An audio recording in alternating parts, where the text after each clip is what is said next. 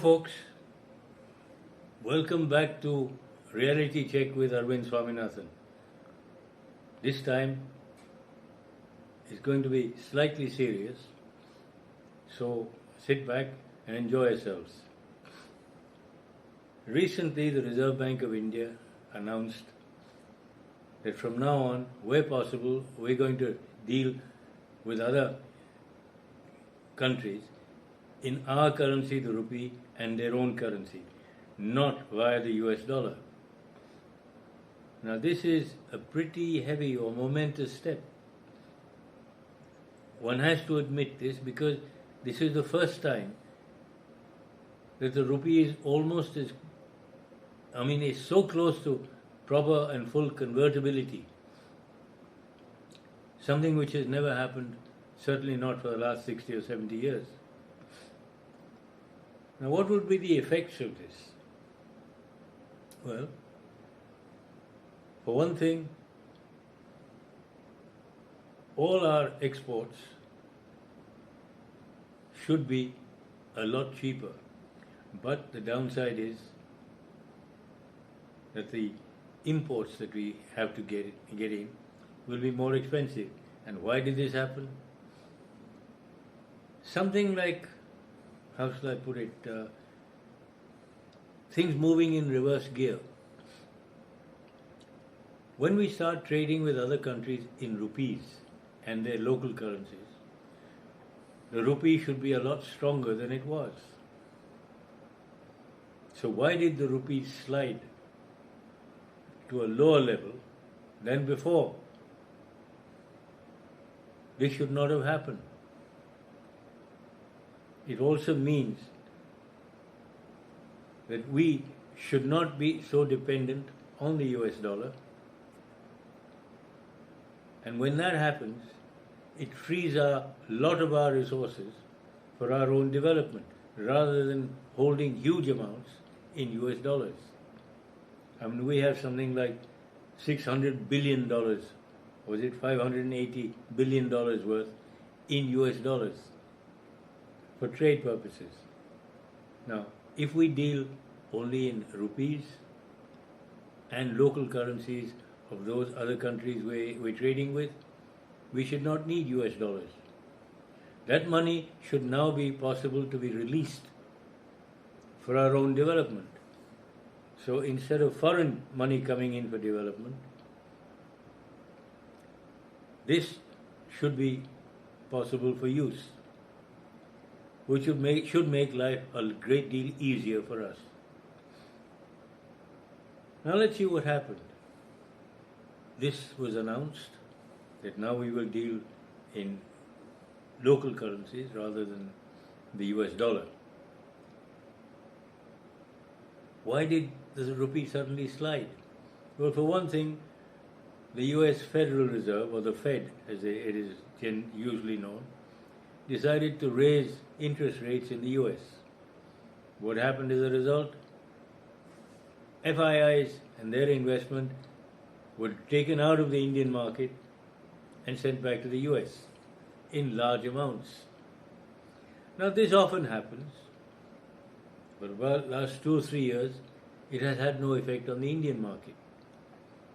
Because whenever FIIs have taken money out, Indian investment, both, how shall I put it, institutional investors as well as private or retail investors have taken up the slacks and fulfilled whatever was needed in the market, which for our purposes is a good thing.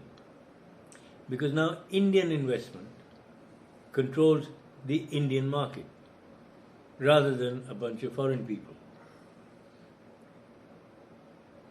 And yet, why did it not happen this time? The market slid from about 62,000 as a Sensex to about 52,000. Why? Possibly because Indian investors were holding back. Plus, this is income tax time for a lot of folk. So, people are holding back, maybe just waiting. Once this is over, investment should come in.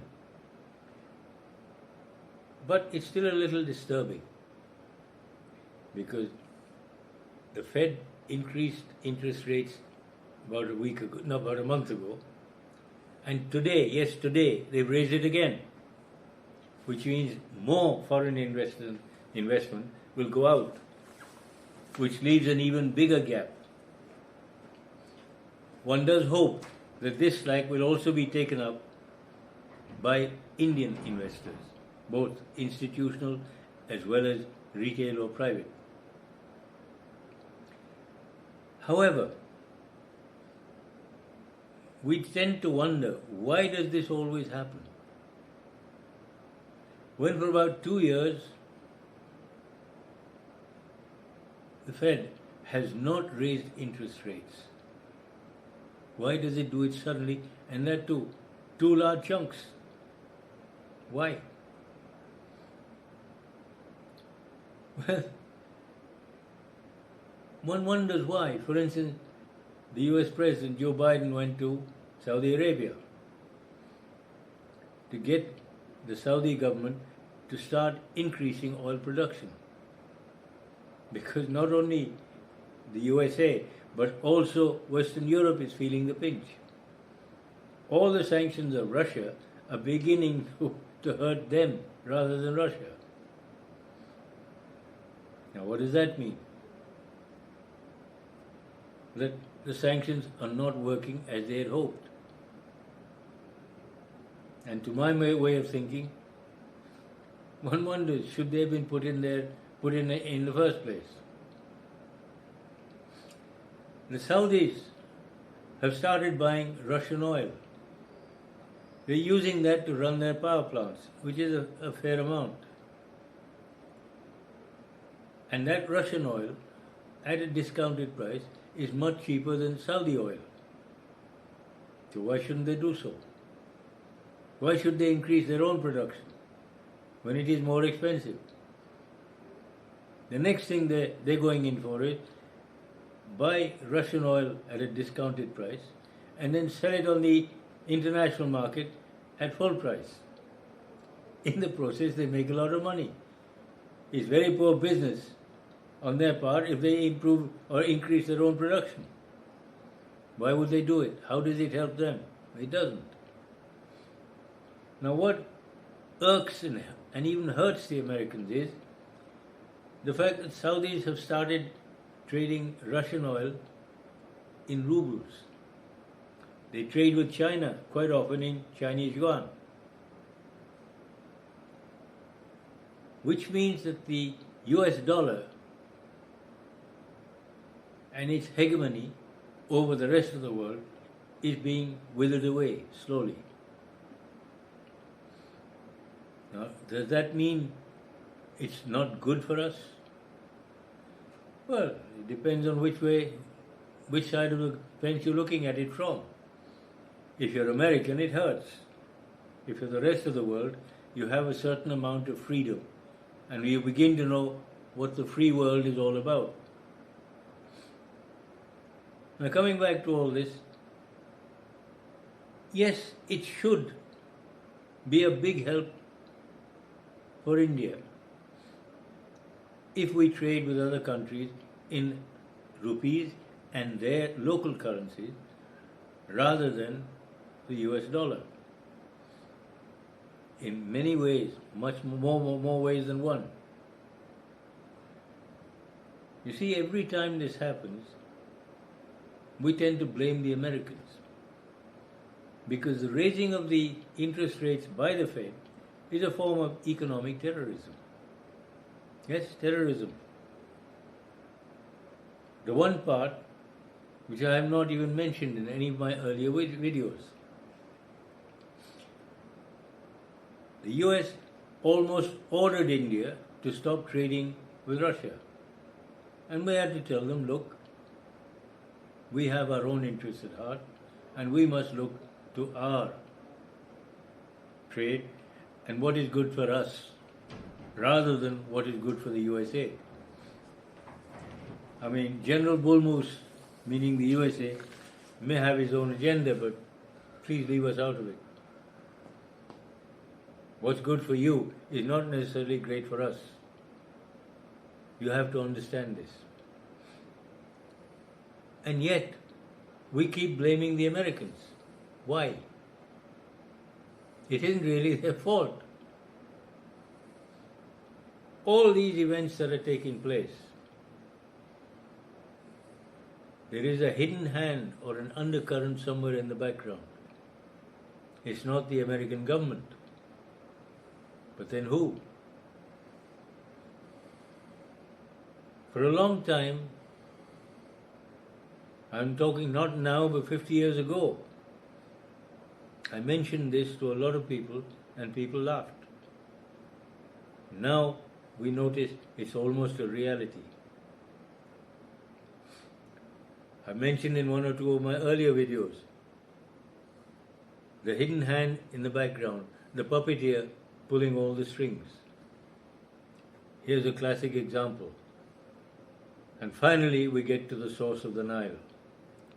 The source of all these problems which have been going around the world for almost 200 years. I know people tend to laugh it over and say, no, it's not possible, and yet it is possible and it has been happening.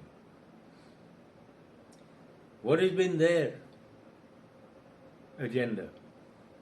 First, to take over the American economy, which they've done. And how powerful they are?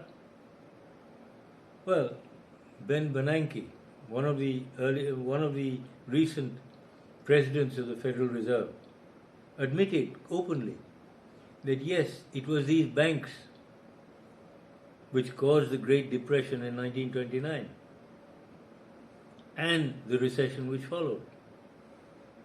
How did they do it? Well, first, plentiful money supply, very cheap loans, so that companies started investing and using that money to invest, to improve and to expand their businesses. Now, to give everybody a bit of a shock, the banks suddenly reduced money supply by about 30-35%. What happened after that? As a result, all those other banks who had borrowed from the Fed had to start recalling their loans. Now, the laws as they were then, if the bank recalled its loan, you had to pay within 24 hours. People who had invested heavily on the stock market, bought shares and stocks and shares for dollars, now were selling for pennies. Bankruptcy. People lost their homes, their businesses, their jobs, you name it. I mean, soup kitchens were a common sight. And some people made hundreds of millions. I mean, there's one family we know, for instance, who made about $200 million as a result of that crash. Why? Just before the crash occurred, they sold all their stocks for tens and hundreds of dollars. And having sold them, they now bought the same things back for pennies. Think of the amount they would have made. Plus, of course, people were not allowed to hold gold. They had to give it to the bank at $20 an ounce, which they then, in 1945, after Bretton Woods, sold to the public again for $35 an ounce. Another very big profit. I mean, the banks have done very well for themselves. Why? The key to it all is the Federal Reserve is not owned by the US government. And that is why most of us who believe that yes, it is owned by the US government, keep blaming the US government for all the ills that have been going on around the world. And it isn't they who make the moves. It isn't they who decide. The Federal Reserve is owned by a group of private bankers. Most of the prominent bankers are involved. We're talking about the smaller ones are the Lehman Brothers, the Brown Brothers, the Henry Schroeder Bank. The bigger ones are your J.P. Morgan, your Harrimans, your Vanderlips or Vanderbilts and Rockefellers. Then you've got the Schiffs and the Warburgs. And right on top, the one with the controlling interest, the Rothschilds. Now see how they've taken over. They control the Federal Reserve because they have the controlling interest. In Switzerland, there's something called the Bank of International Settlements. Every transaction made by multinationals outside the US has to go through those banks. And who decides? Who has the controlling interest? The same one family, the Rothschilds. Now,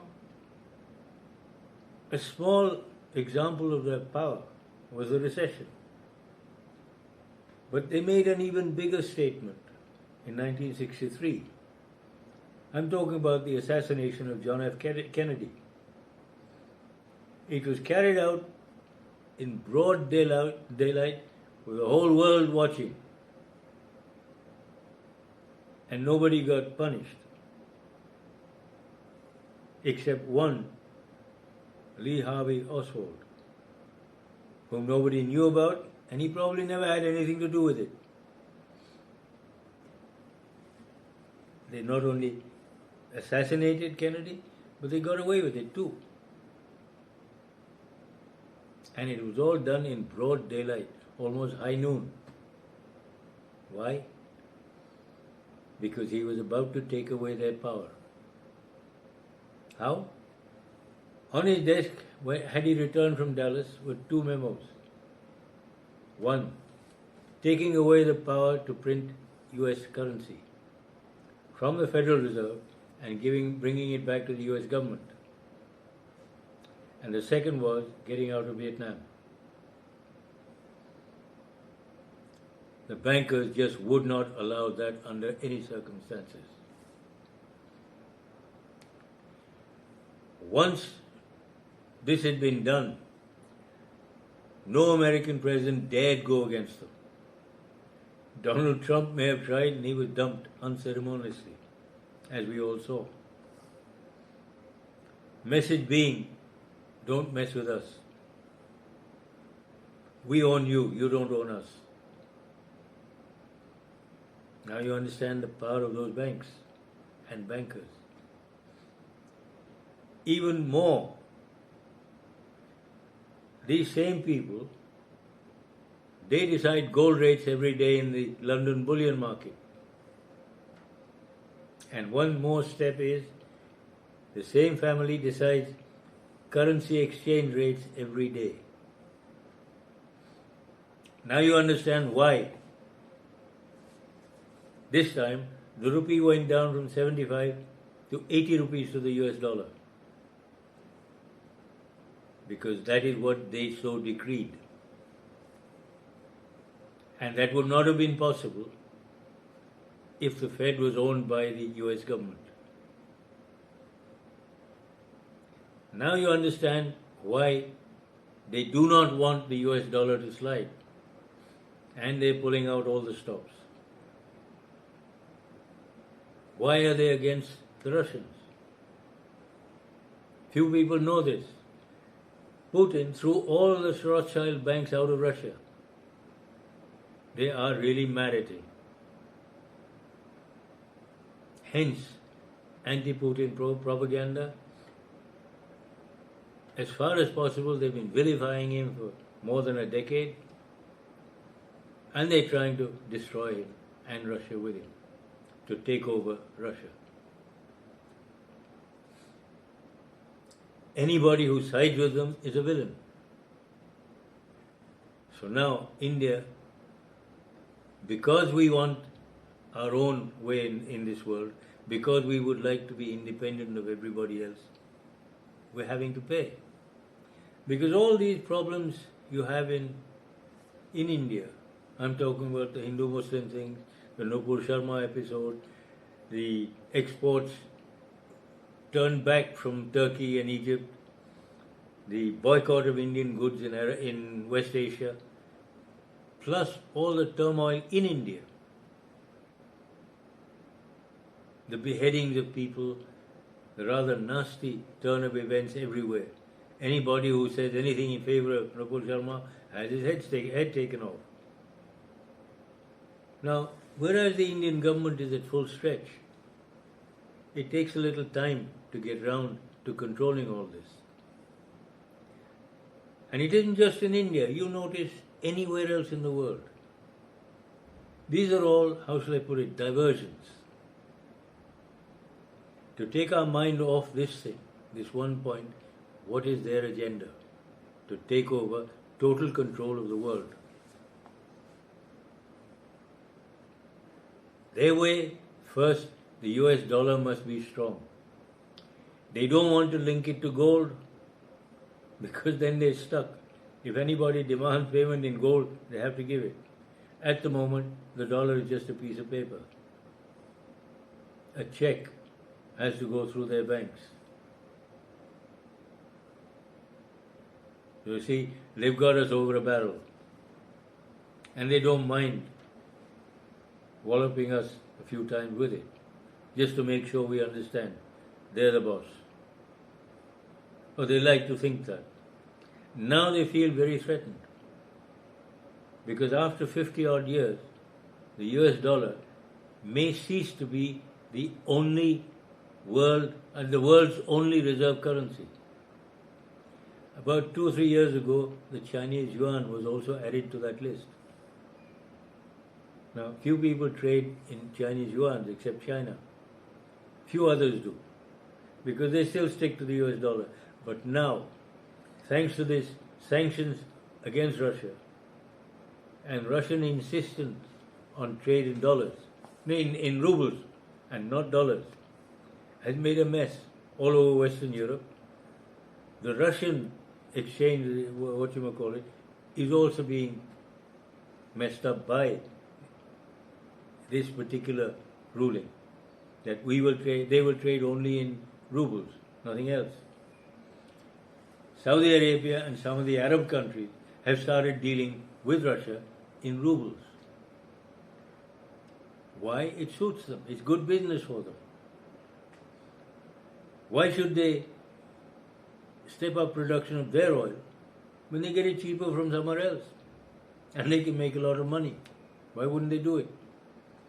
America, the USA has been doing it for almost 170 years. So why should somebody else not do it? Now, you understand, I've mentioned in one of my other videos, COVID-19. This is the third Pearl Harbor. The first one was 1941, the second one was 9/11, the third one was COVID-19. Now, we have monkeypox. And people are so frightened. 18,000 cases in the whole world and it's a pandemic. You think of the million with COVID-19 and 18,000. That's it. Now you understand what I mean. They're trying to drive the fear of the devil in us. And they're succeeding. Because we don't really understand what's going on in their minds. And this is the New World Order, who wants total control over everybody, I mean the whole world. And all these diversions, whether it's a war, even this Ukraine-Russia war, everything, whether it was Iraq, Syria, Afghanistan, Libya, and now Ukraine, all diversions, so that we're always concentrating on those particular events. Our mind is far away from this world domination theme. And yet, that is going on. That's the undercurrent.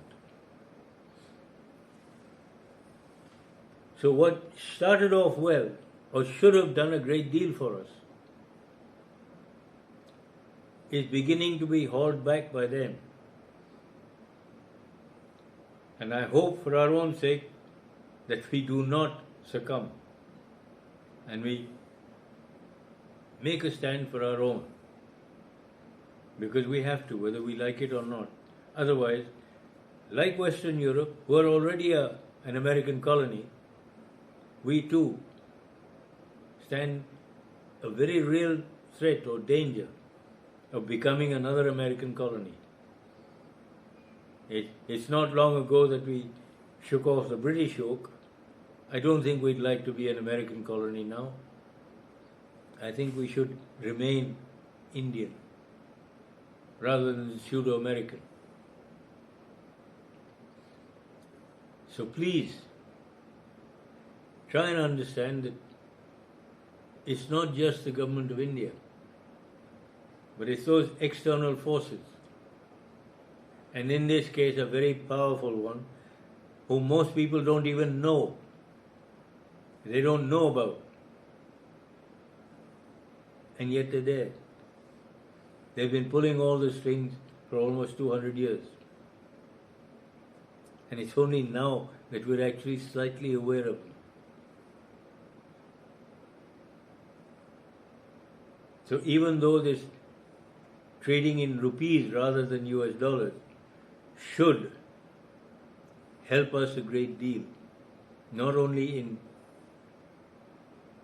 not having to pay to buy US dollars, which is like giving the American government a commission for being allowed to trade on international markets. Because that's what it is, let's face it. Why should we have to buy US dollars?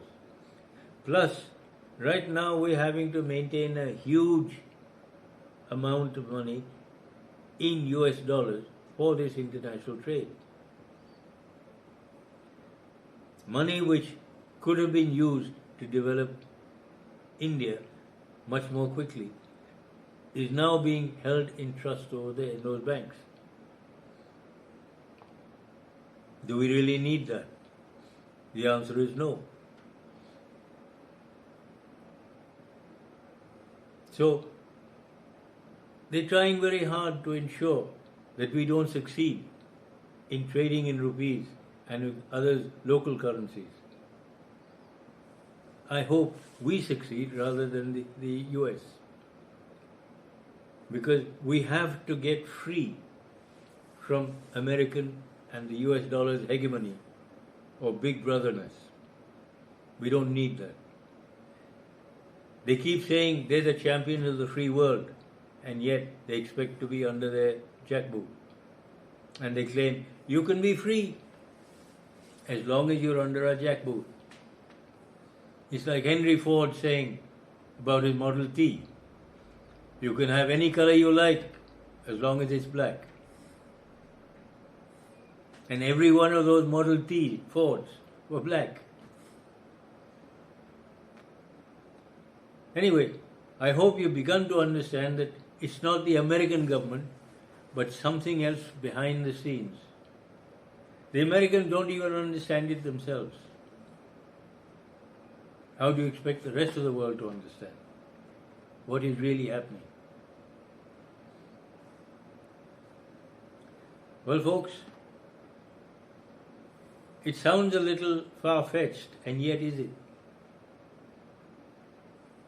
And it isn't until you understand that the Federal Reserve is owned by a group of private bankers, not the US government, that you begin to understand that what I've said today bears a lot of truth. I mean, it has a stamp of truth on it. It's not just my imagination running wild. So think it over. And I hope you like this one because it's something that's worth thinking about. If you like it, please subscribe, send it to your groups, your friends, your relatives, and ask them to send it on further. Because the more people that understand this, the better it is for all of us. And all these things, this turmoil in this country, Hindu, Muslim, this, that, and the other, hate mongering and so on, is all tied in with this. Our wanting to be free, which the bankers in the US don't want. Okay, folks, take care, be good, God bless.